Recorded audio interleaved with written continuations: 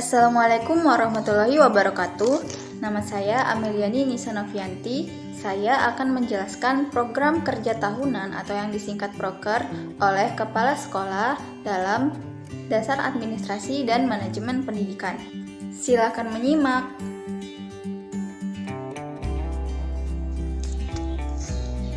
Yang pertama adalah bidang kurikulum, yaitu meningkatkan mutu kegiatan belajar dan mengajar yang dimana kepala sekolah melakukan beberapa langkah seperti meningkatkan pemahaman dan penguasaan guru terhadap kurikulum di tahun 2013, meningkatkan keterampilan guru dalam menjabarkan kurikulum ke dalam silabus dan rencana pelaksanaan pembelajaran. Yang kedua, penguasaan terhadap semua materi, penguasaan dan pemahaman terhadap metode pembelajaran dan pengelolaan KBM, pelaksanaan evaluasi, dan analisis hasil evaluasi. Selanjutnya, menyusun dan melaksanakan program pengayaan ataupun remedial, membuat program tidak lanjut. Yang selanjutnya lagi menentukan ketuntasan belajar minimal atau KBM.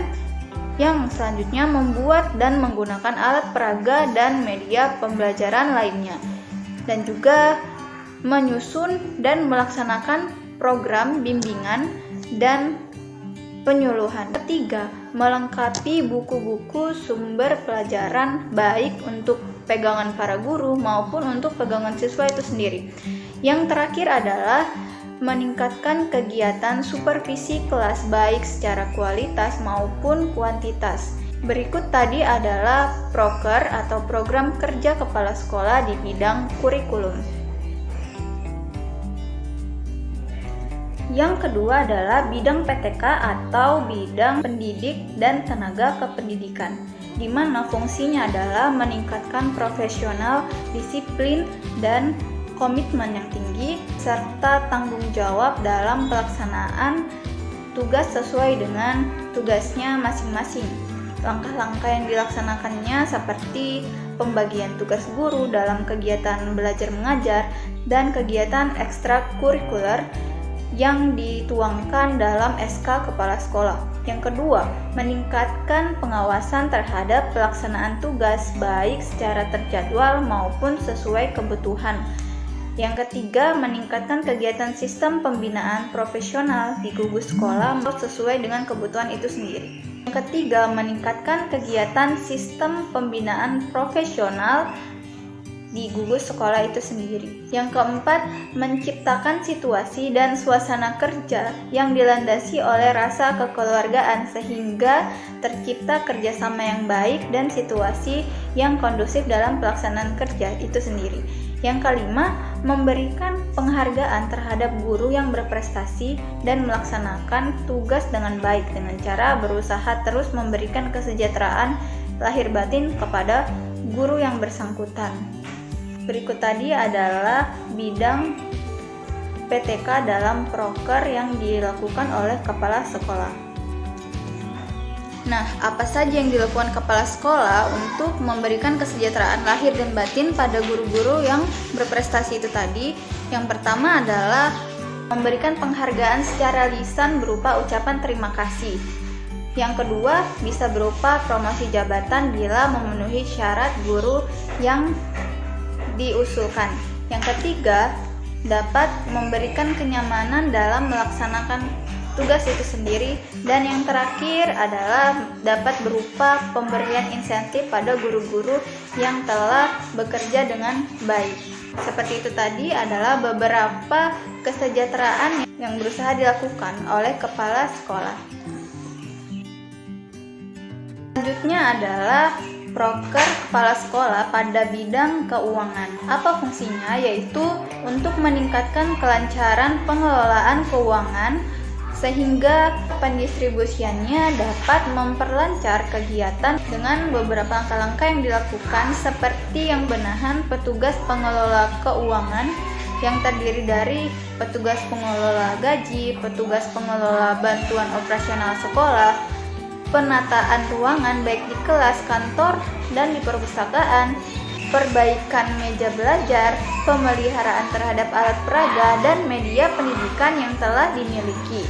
Yang kedua, yang tidak kalah penting adalah mengusahakan penambahan dan perbaikan sarana prasarana pendidikan melalui yang pertama biaya operasional sekolah atau yang disingkat BOS. Yang kedua adalah dengan pengajuan bantuan rehab bangunan melalui Dinas Pendidikan Kota. Berikut tadi adalah proker kepala sekolah pada bidang keuangan. Selanjutnya adalah bidang sarana dan prasarana. Apa fungsinya? Agar dapat memenuhi kebutuhan sarana dan prasarana yang menunjang terhadap lancarnya kegiatan belajar mengajar dan kegiatan pendidikan lainnya. Langkah-langkah yang dilakukan adalah yang pertama, meningkatkan pemeliharaan sarana prasarana yang sudah ada meliputi pengecatan ruang belajar dan ruang kantor, juga pemeliharaan terhadap alat peraga dan media pendidikan yang telah dimiliki. Selanjutnya adalah dengan mengusahakan penambahan dan perbaikan sarana prasarana pendidikan melalui biaya operasional sekolah dan atau instansi lainnya. Berikut tadi merupakan bidang sarana dan prasarana yang dilakukan dalam proker kepala sekolah.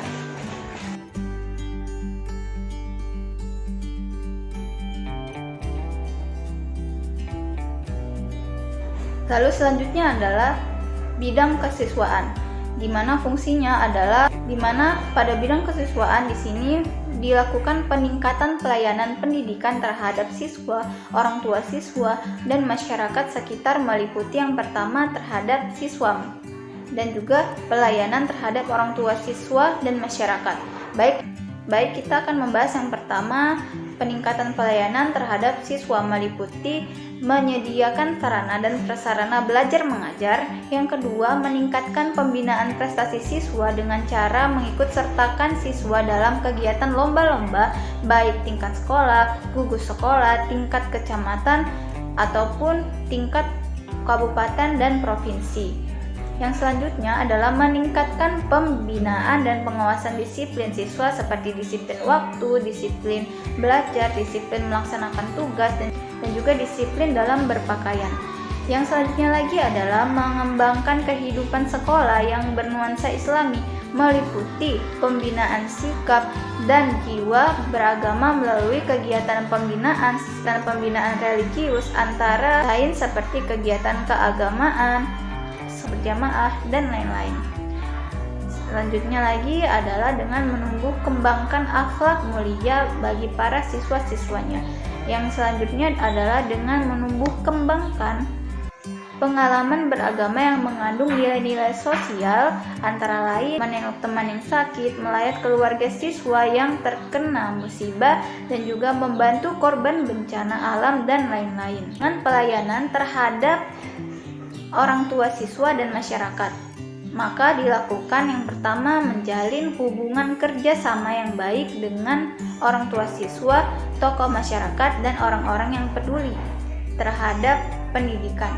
Yang kedua adalah melaporkan hasil kegiatan siswa seperti rapot siswa tiap semester dan juga progres rapot baik secara tertulis maupun secara lisan kepada orang tua atau tokoh masyarakat yang bersangkutan. Itu adalah melakukan rapat koordinasi antara sekolah, orang tua siswa, dan pengurus komite sekolah. Lalu selanjutnya adalah mengadakan kunjungan rumah kepada orang tua siswa, tokoh masyarakat, dan pengurus komite sekolah secara berkala atau sesuai kebutuhan.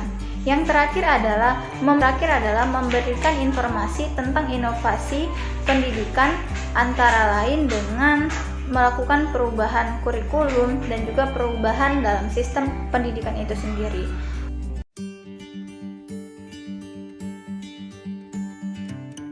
Baik, terima kasih.